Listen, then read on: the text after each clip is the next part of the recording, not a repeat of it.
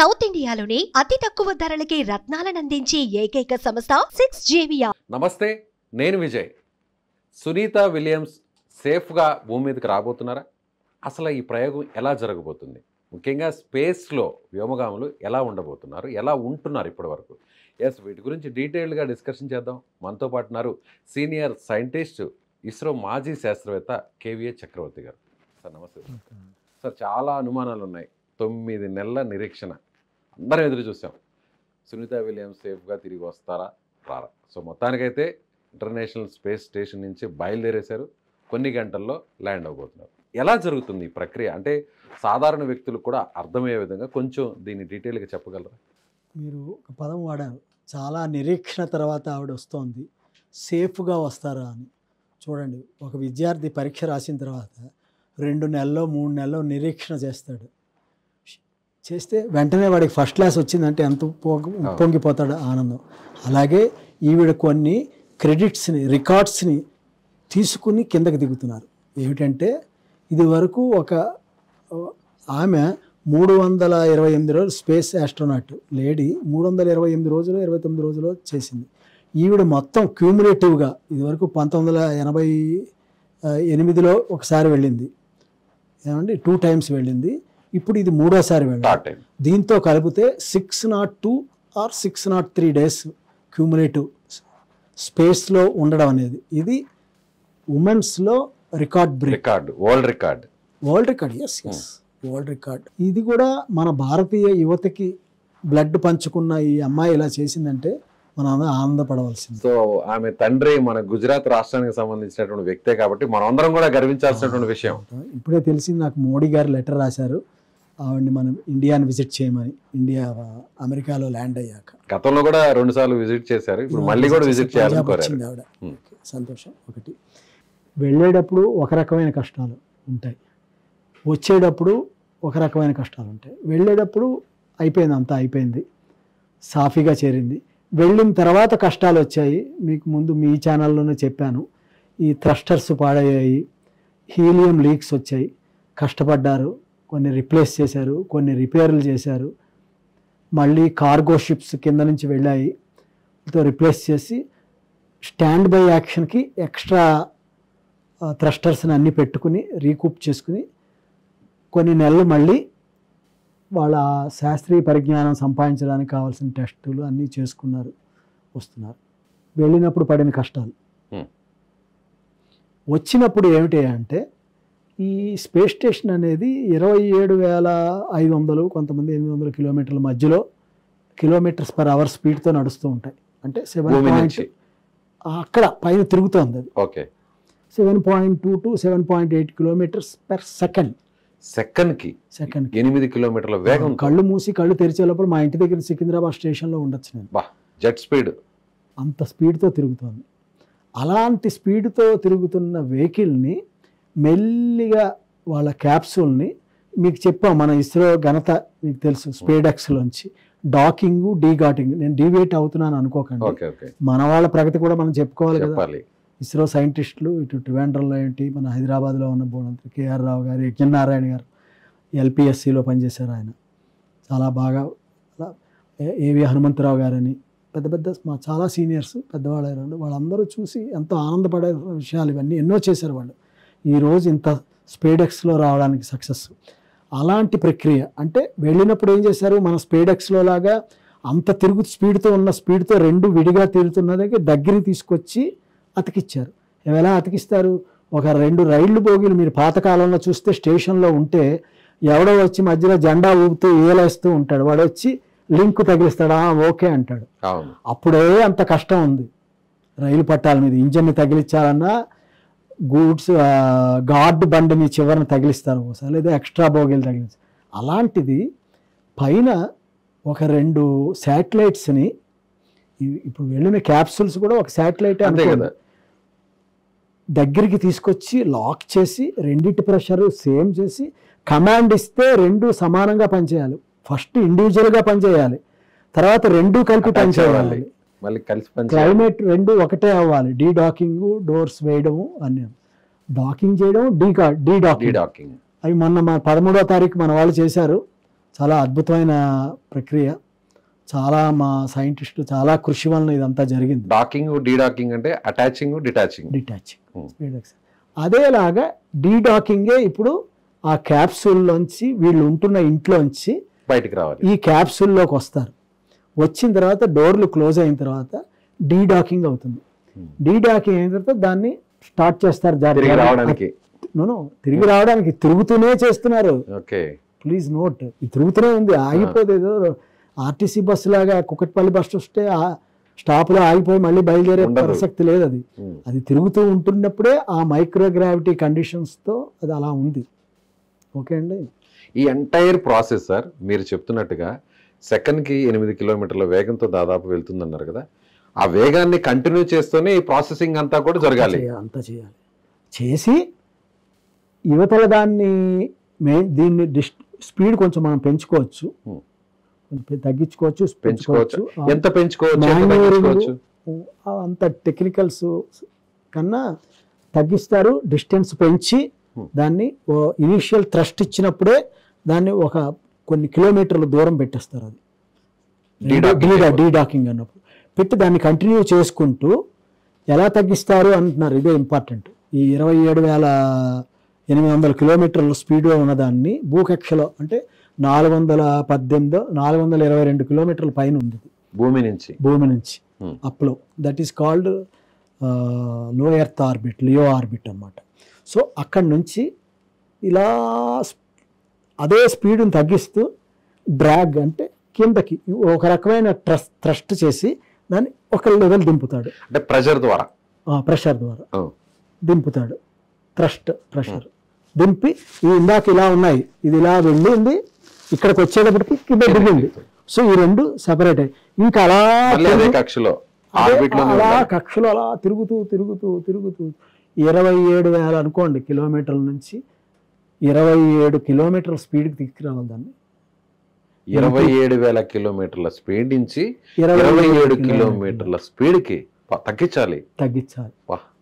అదంతా కాల్డ్ మాన్యూవరింగ్ చేయాలన్నమాట.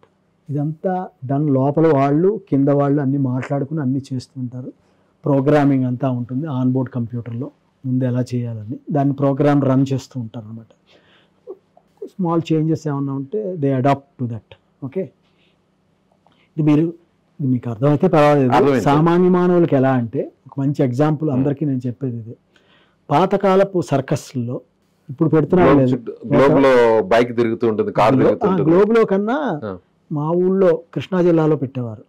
ఇలాగా ఒక రౌండ్గా నుయ్యి ఉంటుంది చూసారా, పొడుగ్గా ఉంటుంది, చెక్కలతో కడతాడు. మోటార్ సైకిల్ తోటి ఇలా తిరుగుతాడు. తిరిగి మళ్ళీ స్లోగా వచ్చేస్తాడు. ఇది ఇమాజిన్ చేయండి. పైకి వెళ్ళినప్పుడు కింద నుంచి పైకి వెళ్ళినప్పుడు వెళ్ళాడు పైకి, కిందకు వచ్చేటప్పుడు ఇలా తిరుగుతూ కిందకు వస్తాడు. వెళ్ళినప్పుడు యాక్సిలరేటర్ పెంచి మంచి స్పీడ్ కావాలి, వచ్చినప్పుడు స్పీడ్ తగ్గించుకుంటూ అలా వచ్చి 2 లేయర్లు ముందుకు వచ్చేటప్పటికి అసలు ఇంజిన్ ఆపేస్తాడు మోటార్ సైకిల్. మీరు చూస్తే 10 రూపాయల టికెట్ తీసుకునేవాళ్ళం, మేము చూసేవాళ్ళం. మేము బందర్లో చూసేవాళ్ళం. ఏమండి అబ్బా ఎలా వెళ్తున్నాడు, పడిపోడా, వీడు ఇలా వెళ్తున్నప్పుడు ఇలా పడిపోడా అంటారు. సెంట్రిపీటల్ ఫోర్స్ అని ఉంటుంది అనమాట, యాక్ట్ చేస్తూ ఉంటుంది గ్రౌండ్ నుంచి. దాంతో అది ఉంటారు. అంత టెక్నికల్స్ కన్నా ఇప్పుడు మన ఈ క్యాప్సూల్కి వస్తే మీరు తిరుగుతోంది, గాల్లో ఎంతలో తిరుగుతోంది, పడిపోవట్లేదు. ఎందుకు? భూమాకర్షణ లేక. ఇప్పుడు మీరు చెప్పినట్టుగా 27,000 కిలోమీటర్ల స్పీడ్ నుంచి 27 కిలోమీటర్లకు రావాలన్నారు. అది భూమి మీద ఎంత ఎత్తుకొచ్చేసరికి ఆ 27 కిలోమీటర్లు వస్తుంది. ఇవన్నీ ఒక 6-7 స్టెప్లు ప్రాసెస్లో తగ్గించుకుంటూ వస్తారు ఈ రౌండ్స్ని. తర్వాత రీఎంట్రీ ఫేజ్ అనేది వెరీ క్రూషియల్ ఫేజ్. ఏమిటి అసలైన కష్టం? అది దిగుతున్నప్పుడు పర్వాలేదు, అది దిగుతూ ఉంటుంది, విమానం దిగుతున్నప్పుడు. రన్వే మీద ల్యాండ్ అయ్యేది ఉంది చూసారా, ఆ పైనుంచి కిందకి అక్కడ ఉంది తమాషా అంతా. రీఎంట్రీ ఫేజ్లో ఏమవుతుందంటే ఈ వాతావరణం రాపిడ్ తోటి టెంపరేచరు వస్తుంది బాగా. అది 17-18,000 డిగ్రీల సెంటీగ్రేడ్ నుంచి 19,000 డిగ్రీల సెంటీగ్రేడ్ వరకు వస్తుంది. టెంపరేచర్ వస్తుంది భూ వాతావరణంలోకి వచ్చేటప్పుడు.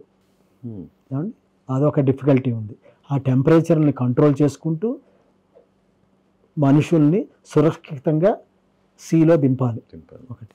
నెంబర్ 2, మధ్యలో సోలార్ డస్ట్ అనేది ఉండి అరౌండ్ 40-50 కిలోమీటర్ల దగ్గర అప్పటికే బోడంత టెంపరేచర్ వచ్చేస్తుంది. 40-50 కిలోమీటర్లు వచ్చేటప్పటికి వచ్చినప్పుడు ఆ మధ్యకాలంలో చుట్టూతో ఉన్న వేడితోటి టెంపరేచర్ వలన సోలార్ డస్ట్ వలన కమ్యూనికేషన్ ఫెయిల్ అయిపోతుంది లోపల ఉన్న వాళ్ళకి. వాడు ఉన్నాడా బతికాడా చచ్చాడా వాడికి తెలియదు. అదొక ఫేజ్ ఉంటుంది. దాన్ని కంట్రోల్ చేయడానికి అక్కడ వాళ్ళకి అంతా చెప్తారు ముందుగానే, ఈ ఫేజ్లో మీరు కంట్రోల్ వాళ్ళ చేతిలోకి వెళ్తుంది. ఎలా ఉన్నారు మాడ్యూల్ లోపల ఉన్న వాళ్ళకి వెళ్ళి వాళ్ళకి అన్నీ చెప్తూ ఉంటుంది. అదొకటి దాటాలి. కిందకి 27 కిలోమీటర్లు అది వచ్చిన తర్వాత మెల్లిగా అక్కడి నుంచి దింపి సముద్రంలో పారాచూట్ ద్వారా దింపుతారు. ఆ దింపే ముందు ఈ 40-50 కిలోమీటర్లు అది అవ్వగానే పైన 2 పారాచూట్లు పైన లేపుతారు. పారాచూట్ లేపితే ఇక్కడ స్పీడ్ తగ్గుతుంది. పారాగ్లైడింగ్ అంటారు, మీకు తెలుసు కదా, కొండల మీద వెళ్తారు ముస్సోరీలోనూ అక్కడ. ఒక్కసారి దూకి పారాగ్లైడింగ్ ఓపెన్ చేస్తారు, దిగి స్మూత్ గా వెళ్తాయి. ఆ స్పీడ్ కాస్త కంట్రోల్ అయిపోతుంది, వచ్చి అలా ల్యాండ్ అవుతుంది. తర్వాత సముద్రంలో దిగేటప్పుడు గల్ఫ్ ఆఫ్ మెక్సికో సీ అనుకుంటా, అది అవునండి. అక్కడ దిగేటప్పుడు కూడా మళ్ళీ ఇంకో 2 పారాచూట్లతోటి ఇంకా మినిమం అంత ఎంతకాలన్నా 5 కిలోమీటర్ మామూలు ఒక మనిషి స్విమ్మింగ్ పూల్లోనే దూకితేనే మామూలుగాను తక్కువ స్పీడ్తో తక్కువ లోపలికి వెళ్ళిపోతున్నాడు. ఇప్పుడు దింపేది ఎందుకు, వీళ్ళు సేఫ్గా తీసుకురావడానికి. 5 కిలోమీటర్లు పర్ అవర్ స్పీడ్తో 2 కిలోమీటర్లు పర్ అవర్ స్పీడ్తో దింపినా సముద్రం లోపలికి వెళ్ళిపోతారు. సో అక్కడ కూడా పారాచూట్ దింపి స్లోగా దాని మీద దింపుతారు. There is a separate technology for that. అక్కడ వచ్చినప్పుడు అది ఫ్లోట్ అవ్వడానికి 2 ఇలా తెరుచుకుంటాయి అన్నమాట, మునిగిపోకుండా ఫిన్స్లా. వెంటనే హెలికాప్టర్లు స్పీడ్ బోట్లు వెళ్ళి వాళ్ళు పట్టుకుని తీసుకొస్తారు. ఇంకొకటి ఈ టెంపరేచర్, ఇక్కడ దీనికి చెప్పాను మీకు, ఈ టెంపరేచర్ వచ్చినప్పుడు ఎలా చేసుకోవాలి అనేది దీనికి మేము కూడా బాగా అవగాహన చేసుకుని ఇస్రో కూడా ఈ విషయంలో ముందుగానే ఉంది. అంతా మా ప్లాన్ అంతా రెడీగానే ఉంది. దీనికి మా టెక్నాలజీ అంతా ఉంది. ఏంటంటే లోపల మనుషులు ఉంటారు. ఇది వరకు మీ ఛానల్లోనే చెప్పాను, కల్పనా చావ్లా గారు పడిపోయింది కదా. అప్పుడు అది అవుతున్నప్పుడు 1 సెకండ్ ముందు తెలిసినా వాళ్ళు ఎస్కేప్ మాడ్యూల్ రివర్స్లో వచ్చినప్పుడు ఎస్కేప్ మాడ్యూల్ అనేది లేదు. ఇక్కడ దీనికి అలాంటి ఒక రకమైన అరేంజ్మెంట్ ఏదో చేశారని మాకు వచ్చింది. అది కంప్యూటర్ కంట్రోల్డ్ అనమాట. ఎందుకు అక్కడలాగా టెంపరేచర్ లోపలికి వెళ్ళిపోయింది అనుకో 3 స్టేజ్లు ఉంటాయి. ఎస్కేప్ మాడ్యూల్ తర్వాత ఒక పాలిఎథిలిన్ షీట్లు పెట్టి వైరింగ్ సిస్టము, ఎయిర్ కూలింగ్, ఏసీకి అంతా పెడతారు, కమ్యూనికేషన్ సిస్టమ్కి. దాని తర్వాత స్టీల్ స్ట్రక్చర్ ఉంటుంది. దాని తర్వాత థర్మోకూల్ ఉంటుంది. థర్మోకూల్ అంటే ఒక మ్యాన్ మేడ్ ఫైబరు టెంపరేచర్ని ఆపడానికి అనమాట. ఒక 900,000 డిగ్రీస్ దాకా ఆపుతుంది. 1000 డిగ్రీల వరకు అది కంట్రోల్ చేస్తుంది. మెత్తగా దూదిలాగా ఒక ఇది ఉంటుంది అనమాట. హైదరాబాద్లో కూడా దొరుకుతుంది. రకరకాల వెరైటీస్ ఉన్నాయి. స్పెషల్ గ్రేడ్ ఏరోస్పేస్ వెరైటీ అది పేరుస్తుంది. దానిపైన స్టీల్ స్ట్రక్చర్ ఉంటుంది.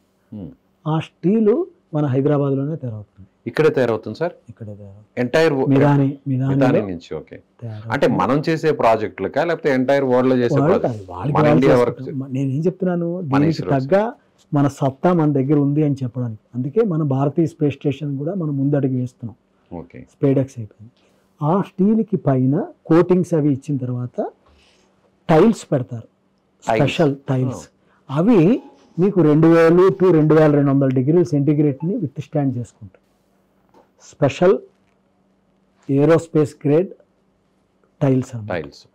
ఆ 2 టైల్స్ని ఒక మెటీరియల్తో అతికిస్తారు. మళ్ళీ లేయర్ వైజ్ పెట్టుకుంటూ వెళ్తారు, అన్నీ పెట్టుకుని వెళ్తారు. మీరు అన్నారు కదా ఇంత టెంపరేచర్ వస్తే అది ఎలా ఆగుతుంది, ఇంత ప్రొటెక్షన్ ఇస్తారు దానికి. అందుకని ఇన్ని ఫ్లైట్లు, కార్గో ఫ్లైట్స్ అన్నీ వచ్చాయి, అన్నీ అలాగే వస్తాయి, అన్నీ సేఫ్గా ల్యాండ్ అయ్యాయి. చైనా వాడు కూడా దీంట్లో ముందుగా ఉన్నాడు.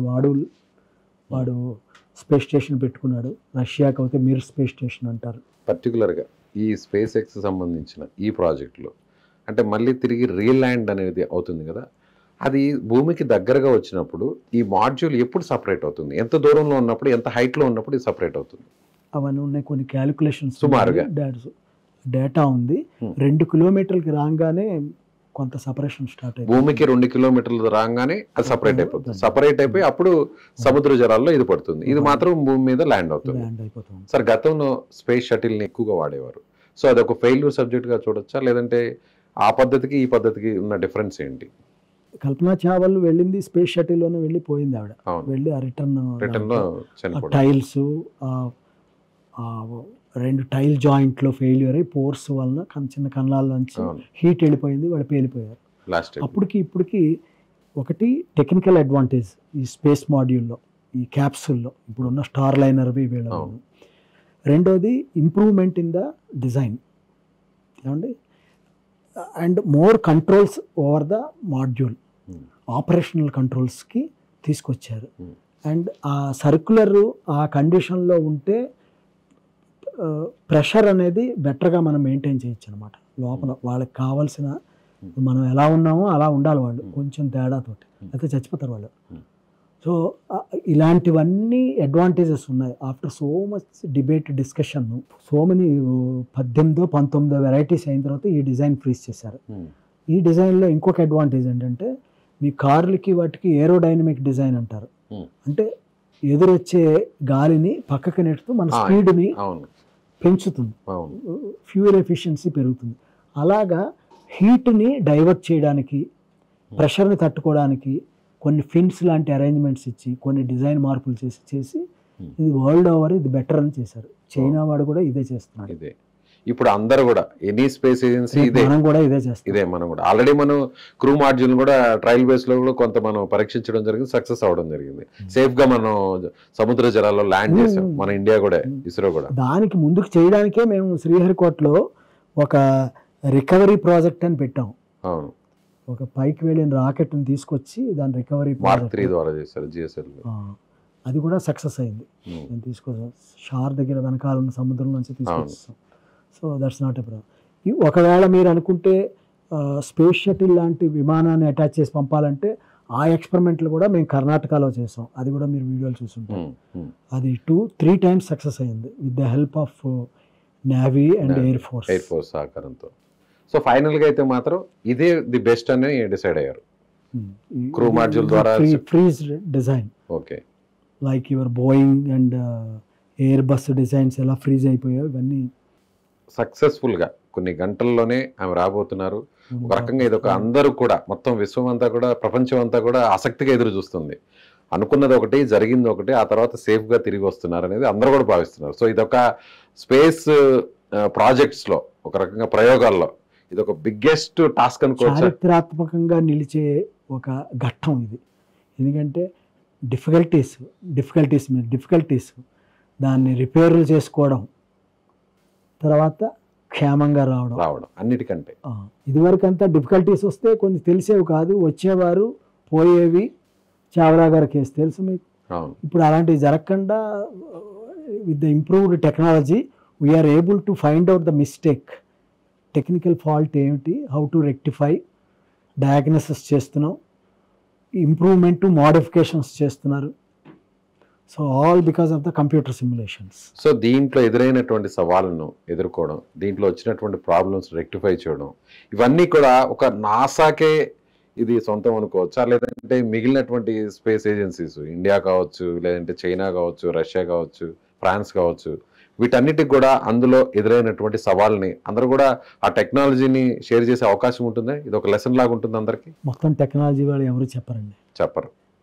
కొంచెం టెక్నాలజీలో మీకు ఐడియా ఉంటే, వీడు ఇలా చేశాడంటే అది ఎలా చేస్తారు అనేది మీకు తెలిస్తే, అది ఎలా రిపేర్ చేస్తారు అని తెలిస్తే, వాడికి వచ్చిన ప్రాబ్లం చేస్తే, ఓహో ఆ కొత్త ప్రాబ్లం వచ్చిందా, దానివల్ల మనం ఇలా చేద్దాము అనొచ్చు. ఇప్పుడు మీ ఛానల్లోనే చెప్పాను నేను, ఈబీ వెల్డింగ్ అని, ఎలక్ట్రాన్ బీమ్ వెల్డింగ్, ఈ టైటానియం గ్యాస్ బాటిల్స్, తర్వాత కార్బన్ లోపల పెట్టి వెయిట్ తగ్గించడానికి వాడి గ్యాస్ బాటిల్స్ చేశారు, హీలియం గ్యాస్ బాటిల్స్. అవన్నీ మనకి ఇక్కడ హైదరాబాద్లో తయారైపోతాయి. ఇక్కడ టెస్టింగ్ కూడా మేము చేస్తాం. మాకు ఆ పరిజ్ఞానం ఉంది కాబట్టి మేము ఘంటాపదంగా ఆనాడు టీవీలో చెప్పాను, మీ టీవీలో, ఏమిటి, ఈ అమ్మాయి వస్తుంది, అక్కడ రిపేర్ చేసే అంత ఈబీ వెల్డింగ్ మెషిన్లు తీసుకెళ్ళి రిపేర్ చేసుకుని నేను గ్యాస్ ఎక్కిచ్చేద్దామంటే అంబాసిడర్ కార్ మధ్యలో ఆగితే ఎక్కడైనా పడమట్లంక దగ్గర ఎక్కడో ఆగిపోతే రిపేర్ చేసుకుని వచ్చే పరిస్థితి కాదు. లేదు. ఇది ఇంకొక షిప్ వెళుతుంది, ఆ పార్ట్లు తీసుకొస్తారు, ఈ పార్ట్లు పెడతారు. మారుతి కార్ లాగా ఈ కాలంలో ఎవరు కూడా పార్ట్లే మారుస్తున్నారు కానీ రిపేర్లు చేసే పరిస్థితి ఎక్కడ కూడా కార్లకు కూడా లేదు. అదే మీ ఛానల్లో నేను చెప్పాను. అదే జరిగింది, క్షేమంగా వస్తుంది. 2, దీని ద్వారా రేపు మేము ఎలాంటి రిడెండెంట్ యాక్షన్స్ తీసుకోవాలని ఇస్రో సైంటిస్టులు అందరూ చూస్తుంటారు, ఇవన్నీ చేస్తుంటారు. మీటింగుల్లో కూడా చేసుకొని అన్ని రైటప్లు రెడీ చేసుకుంటారు, వాళ్ళు ఎలాగో చెప్పాలని. అందువల్లనే కొన్ని వాళ్ళు చెప్పకపోయినా ఇస్రో వాళ్ళం మేము ముందుకు అనలైజ్ చేస్తూ ఉంటారు. ఆ వచ్చే డేటానంతా కూడా పరిస్థితులంతా కూడా యాజ్ ఏ సైంటిస్టులుగా మీరు అందరూ కూడా ఇస్రో అంతా కూడా అనలైజ్ చేస్తూ ఉంటుంది. నిన్న కూడా నేను ఒక సైంటిస్ట్తో మాట్లాడా, ట్రివాండ్రంలో సైన్స్ పెద్ద ఆయనతో మాట్లాడా. ఇలా అలా ఉంది, మన మోనోప్రొపలెంట్ వాడతారు థ్రస్టర్స్కి, మీరు వ్యూవర్స్కి ఇంపార్టెంట్ అని చెప్తున్నాను. ఇప్పుడు అగ్గిపుల్ల వెలిగిస్తే మీకు గాలి ఉంది, అగ్గిపుల్ల వెలుగుతుంది.